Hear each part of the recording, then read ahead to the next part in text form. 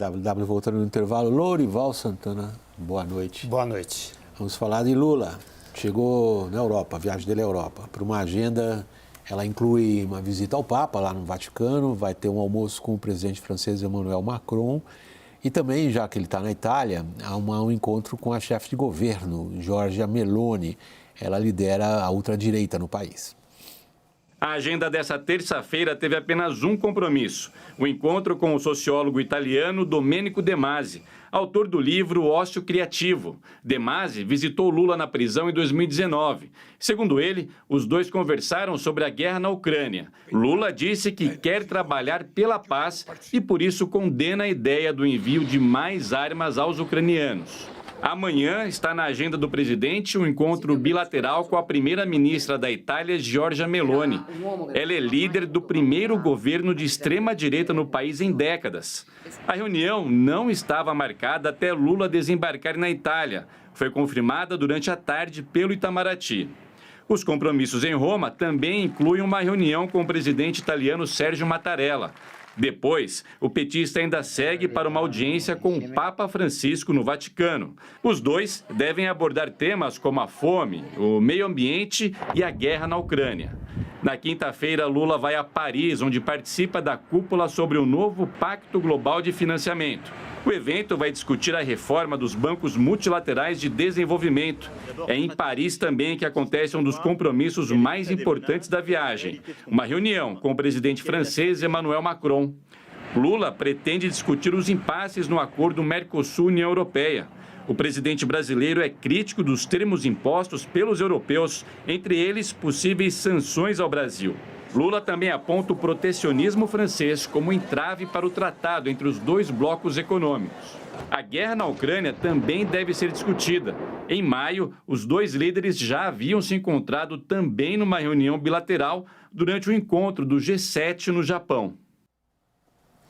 Lourival, pode-se dizer que o encontro dele com Macron é o de maior relevância no contexto dessa viagem. Vamos dizer, a liderança europeia do Macron é sempre uma questão contestada. Sobretudo quando se trata, por exemplo, da relação dos europeus com a China. Mas, quando se trata de agricultura e acordos, o peso do Macron é, não posso dizer decisivo para a União Europeia, mas é fortíssimo. O que se espera?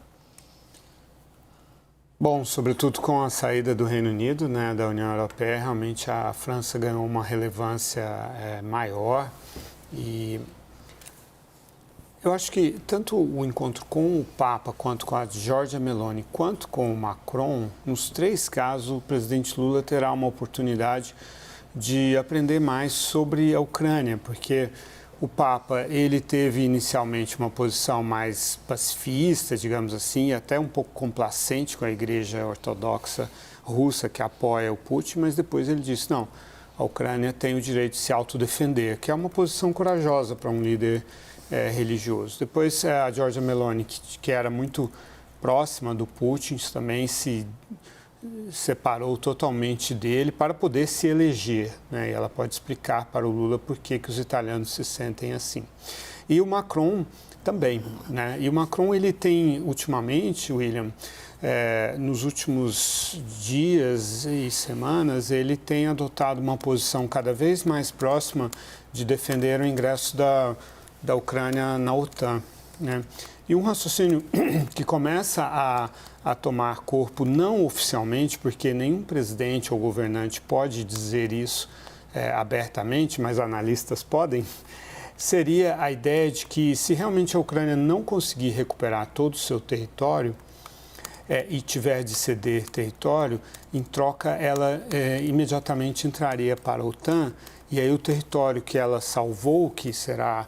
Hoje seriam 80%, mas provavelmente conseguirá talvez mais 5% ou 10%, não sabemos, tudo isso é especulativo, mas esses 90%, 85% de território ucraniano ficariam blindados, né, ficariam protegidos pela OTAN e assim blindados de uma nova investida russa que certamente a Rússia tentaria nos próximos anos. Não sei se Macron e Lula chegarão a falar sobre isso, se Macron pode confiar esse tipo de conversa com o Lula, porque ele abertamente defendeu que a Ucrânia abrisse mão da Crimeia, e isso é uma coisa que os governantes não dizem em público na Europa. Seria transferir a tradicional linha que era no Rio Elba, entre o Exército Vermelho e a OTAN, muitos quilômetros, e colocar isso praticamente na fronteira da Rússia. Daniel Rittner, o Lula tem algo a aprender lá sobre a Ucrânia? William, seguindo a linha de raciocínio que o Lorival nos propôs. Ucrânia é um tema, claro, importante, de agrado do presidente Lula. Em termos práticos, também o contato na Itália, principalmente na França, tem um componente ambiental com o Macron e com ambos de tentar diminuir as resistências ao acordo Mercosul-União Europeia. Agora, acho que tem também um ingrediente simbólico que é tão caro à diplomacia, né? A diplomacia é feita de simbolismos, que eu acho que a gente precisa destacar esse encontro com a Giorgia Meloni. É uma política italiana ligada de ultradireita. Eu não gosto de usar o termo de extrema-direita para descrevê-la, prefiro seguir aquela que é a descrição do Casmudi, acho que é o maior estudioso do movimento de direita internacional, que prefere designar como ultradireita aquele ou aquela que joga dentro das regras democráticas. Giorgia Meloni tem sido assim.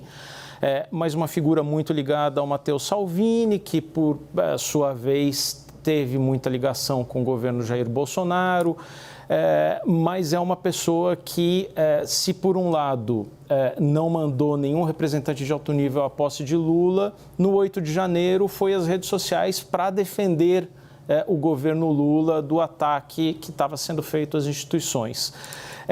A Itália é um país importantíssimo para o Brasil, são 1.200 empresas italianas, tem uma comunidade ampla de descendentes de italianos, de 30 milhões de italianos ou descendentes no Brasil.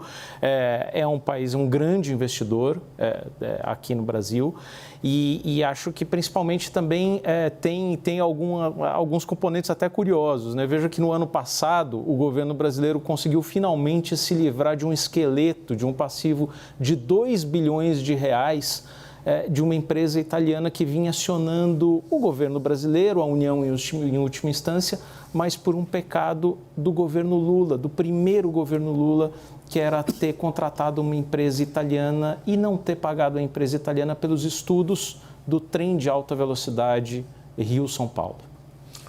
William, eu vejo diferentes agendas, assim, uma viagem que ele coloca várias situações. Com os italianos, muito União Europeia, Mercosul, pelo que eu conversei lá no Itamaraty.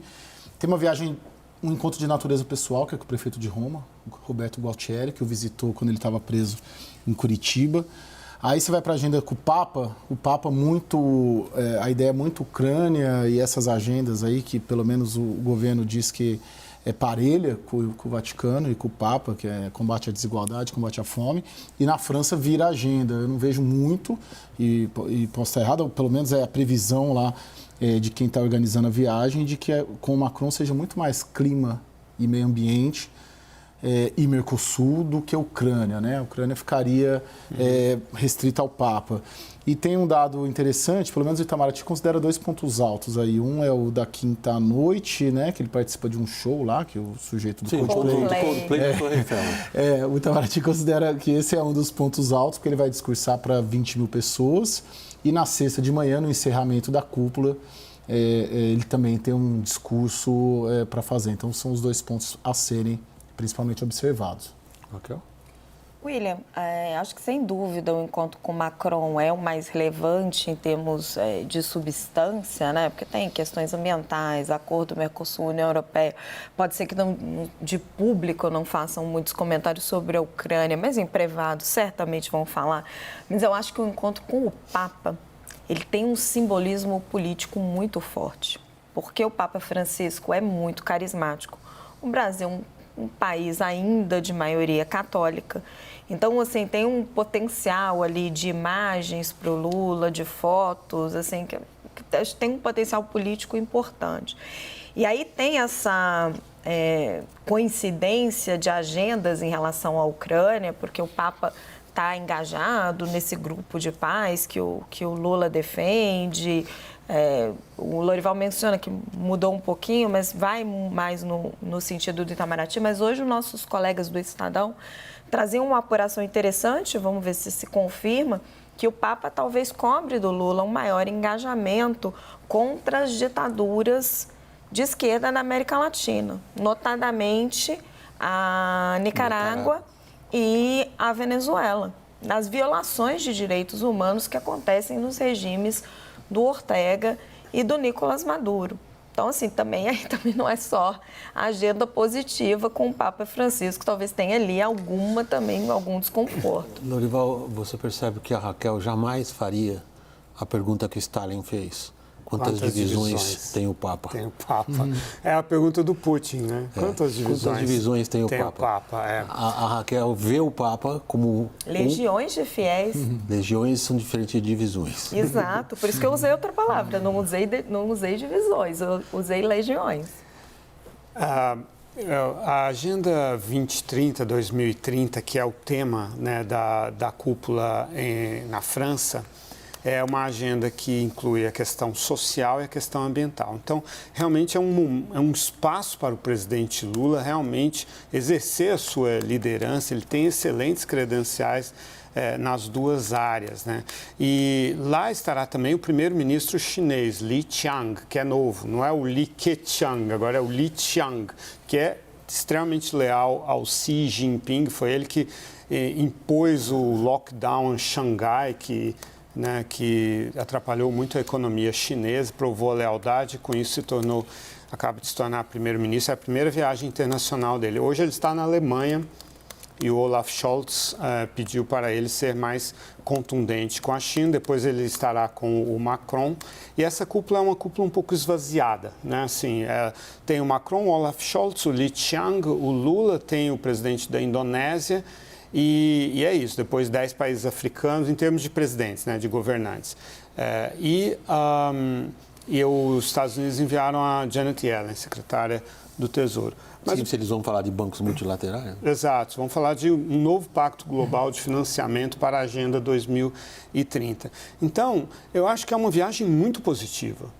Porque, assim, o fato de o presidente Lula se encontrar com a Giorgia Meloni é extremamente positivo. Eu acho que o Lula, ele é algo que a gente tem que reconhecer desde o primeiro mandato dele. Ele sempre se reuniu com governantes de direita também. Eu cobri o encontro dele com o George W. Bush em dezembro de 2002, ele presidente eleito. E ele tem feito isso constantemente.